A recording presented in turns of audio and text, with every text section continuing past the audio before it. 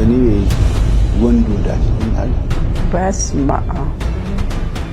እና አንተንም እኔ ወድጄህ ነው በጣም አፍቅሬህ ነው። አላቅም ወደ ኦርቶዶክስ መምጣት እንደምትፈልግ ነው የሰማሁት። በጣም መልካም ነው። ድምጽ የሚደጋገማል። ከገነት ንጋቱ ጋር የሰራነው አንድ ቪዲዮ ነበረ። እዛ ቪዲዮ ላይ ያው እኔ የተጠቀምኩት ወጣቱን ለማስተማር ወጣቱ እንዲያውቀው ልረዳ አሰብኩኝ እና አንተ ብዙ ሰው ስለሚያውቅህ ሴቶችን ስለሚወድ ወንዶችን በስፖርቱ ምናምን ስለሚያውቅህ አንተ ብቻኛ አባል እኛ አሁን እኔ የምትፈልገውን መኪና የምትፈልገውን ቤት እገዛለሁ። ግብረ ሰዶማዊነት እሺ ወይም ሆሞሴክሹዋሊቲ ኦኬ ቸርች ውስጥ አለው ያለ እዚህ ልምምድ ውስጥ ያሉ አገልጋዮች አሉ።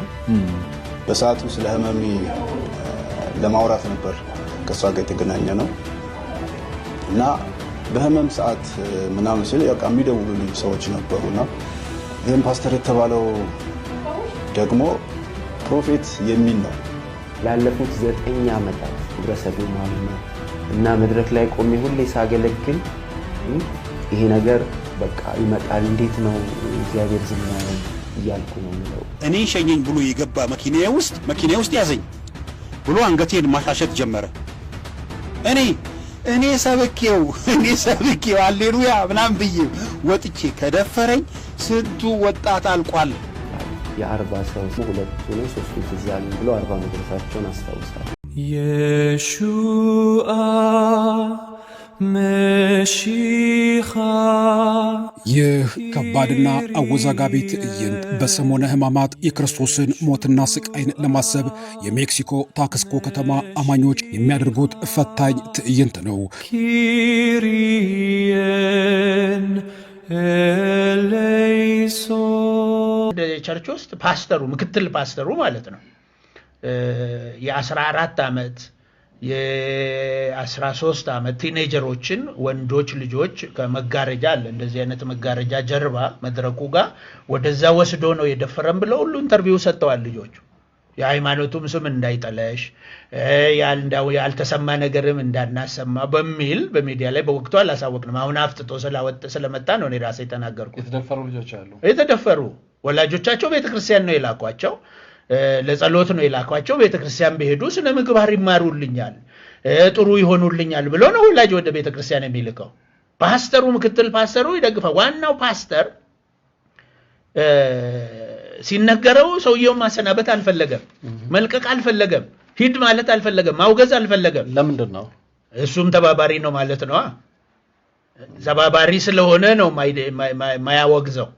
በስንት መከራ ነው ሚዲያ ላይ ተወጣለ፣ ጋዜጣ ላይ ተወጣለ። ያኔ መጽሔት ነበረ፣ መጽሔት ላይ እናወጣለን ሲባል ነው ሰውየውን በመከራ ያሰናበተው። ቆንጆ ስራ መፈለጊያ ሰጥቶት ማለት ነው። እንግዲህ ምንም ማድረግ አልችልም ብሎ እንደሱ አይነት ሁሉ እኮ አለ። ስለሌላ አይደለም ያን መሾልኮ ገብተው በቤተክርስቲያን ውስጥ የሚደረጉ ነገሮች አሉ በየቦታው ለምስክርነት የሚኑ ጅማ ላይ ነው ያውቃለሁ። አንድ ፈረንጅ አንድ የዛ የተቋሙን መሪ በዛ አይነት ሁኔታ ተገናኝቶት አብረው ነበሩ ምናምን ተብሎ ለሕክምና ራሱ ችግር ውስጥ ገብቶ ሰውየው ለሕክምና ሲታከም ነበር። እዚህ አዲስ አበባ ላይ ሲታከም የነበረ ሰው አለ ምናቀው ትልቅ የሃይማኖት መሪ። ያንን ስም መጥቀስ አያስፈልግም።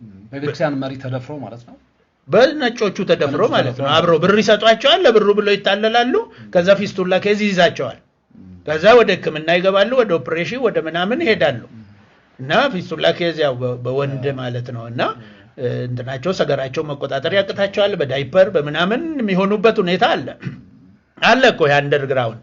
አሁን ኦፊሻሊ በመድረክ ላይ እዛ ሀገር ተቀበልን ያሉ ሰዎችን አምጥቶ ኦፊሻሊ ማቆሙ ላይ ነው እንጂ አሁን ችግር የተፈጠረው ውስጥ ለውስጥ እኮ የተቋረጠም ነገር የለም። ፈረንጆቹ ድሮ ወንጌል ሲሰሩ ነበር፣ አብረው ፈንድ ሲያረጉ ነበረ።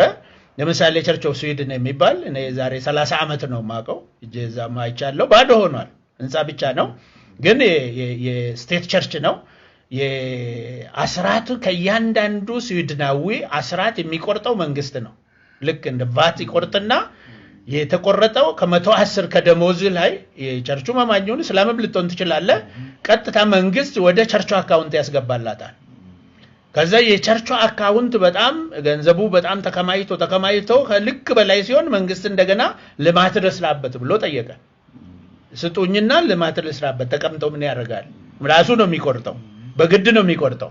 ለምሳሌ ፔንቴኮስታልስ አሉ እዛ እንደ የፊላዴልፊያ ስዊድን ፊላዴልፊያን ቸርች የሚባሉ እዚህ ሀገር እነ ህይወት ብርሃን ምናምን ያቋቋሙ ማለት ነው። በመንግስት ይቆረጥባቸዋል 10%። እንደገና ለቸርቻቸው ደግሞ ሲመጡ በፈቃዳቸው 10% ይሰጣሉ። 20% ነው ማለት ነው የነሱ አስራት። ያን መንግስት ነው የሚቆርጠው ስቴት ቸርች ስለሆነ እንደ አንድ ሚኒስቴር መስሪያ ቤት ነው የሚቆጠረው እዛ። እና የሃይማኖት ተቋሙ እንደ አንድ ሚኒስቴር መስሪያ ቤት ተወስዶ በመንግስት ዩኒቨርሲቲዎች ቴዎሎጂ አሉ እዛ ተመርቆ ነው ሰውየው ራሱ ተመርቆ የወጣው ሂዶ ተወዳድሮ ቄስ ሆኖ ኦርዴንድ ተደርጎ ቄስ ይሆናል። ያ ቄስ የሆነው አማኝም ላይሆን ይችላል። ከገጠመኝ ውስጥ ልንገርና አንዱ ከዛው ከቸርች ኦፍ ስዊድን አንዷ ቸርች 7 አባላት ያሏት በ9ኛው ክፍለ ዘመን የተሰራ ህንጻ ነው እና በመን ሁሉ ሂዶ አልቆ 7 ብቻ ነው የቀረው። እዛ ወሰደችኝ እኔ ታስተናግደው ነው የነበሩ ፍሬድሪክ እና ማሪያ የሚባሉ ሰዎች ወሰዱንና እዛ እንድናገለግል ማለት ነው በወቅቱ ከነሱ ጋር እንድንሆን በቀን በእለቱ እንዳውም ሰብክ ያለውና 7ቱን አሮጊትና ሽማግሌ ማለት ነው። እና እነሱ እነዚህ ሰዎች ቄስ መሳስን በላ ምንድነው ያለኝ በጣም ሁሌ የሚከነከነኝ ነገር አለ፣ ሁሌ የሚቆጨኝ ነገር አለ እና እሱን እንድታስረዳኝ ነው አለ። ምንድነው አልኩት። እኔ ያ ወጣት ነኝ ምናልባት ያኔ 26 28 ዓመት ወጣት ሆናለሁ። እና ምንድነው አልኩት ከመሰረተ ክርስቶስ ሜኖናይትስ የሚባሉ አሉ ኢትዮጵያ ውስጥ መሰረተ ክርስቶስ ይባላል። ከዛ አንድ ሴት መጣችና መሰረተ ክርስቶሶች በአዋቂ ጥምቀት ነው የሚያምኑት። ሉተራኖች ማለት እዛ ሀገር ያሉ ሜኖናይትም በአዋቂ ጥምቀት ያምናል። እዛ ሀገር ያለው ሉተራን ማለት ደግሞ ህፃናትን ነው የሚያጠምቀው። እና ልጄን አጥምቅልኝ ብላ ከሜኖናይት ቸርች መጣች። ስለዚህ ልጇን ወስጄ አጠመቅኩ። ይሄ ነገር ስተሰርቼ ይሆን እንዴ ብሎ ጠየቀኝ። እንዴ አንተ ሉተራን ቄስ አይደለህም ወይ? ሉተራኖች በዚህ አይደለም ወይ የሚያምኑት? ምን ስተሰራ ታዲያ? ስራህን እኮ ነው የሰራው። አታምንም እንዴ አንተ በህፃናት ጥምቀት አለ? አይ እኔ እኮ አላምንም አለኝ። ቄሱ ነው የሚለኝ። እንዴ ለምን አጠብ ገርሞኝ ማለት ነው። ታዲያ ምንድነው የምታምነው አልኩት። አይ እኔ እኮ በእግዚአብሔርም አላምንም። ግብረ ሰዶማዊነት ወይም ሆሞሴክሹዋሊቲ ቸርች ውስጥ አለው ያለ እዚህ ልምምድ ውስጥ ያሉ አገልጋዮች አሉ፣ ዘማሪዎች ጭራሽ የሚያገለግሉ ማለት ነው። የሚያገለግሉ ያጋጥሙናል፣ ያስደነግጣል። ሾክ ነው የምታረቀው፣ በጣም ከባድ ነው። ስለዚህ እነዚህ ሰዎች እንክፋቸው ያንገፋቸው። አንዳንዱ ያደርጋልም ይደረጋልም ደግሞ በጣም ያሳዝናሉ። ስፔሻሊ ወንዶቹ ያሉበት ሁኔታ ከወር ዲያፐር አድርገው ነው የሚሄዱት። ቸርች ውስጥ ይሄን ያህል ብዙ ሆኖ ነው ወይ?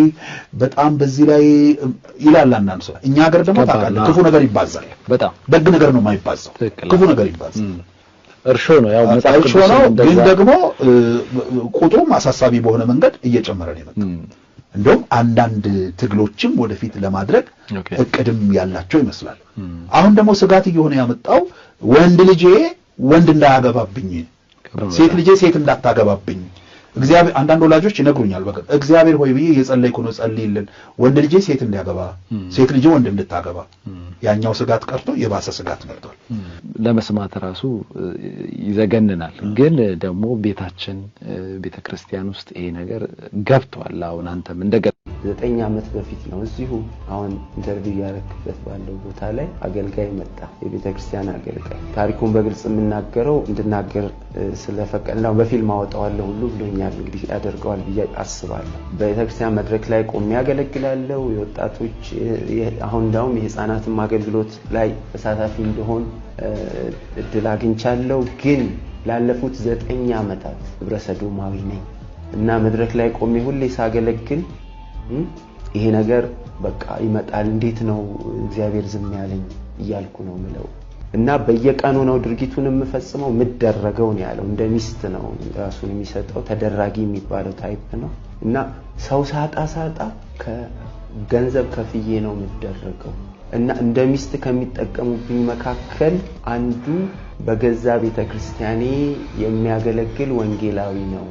ነፃ ለመውጣት ነው የመጣው። መጨረሻ እድል ልሞክር ብዬ ነው የመጣሁት እና እግዚአብሔር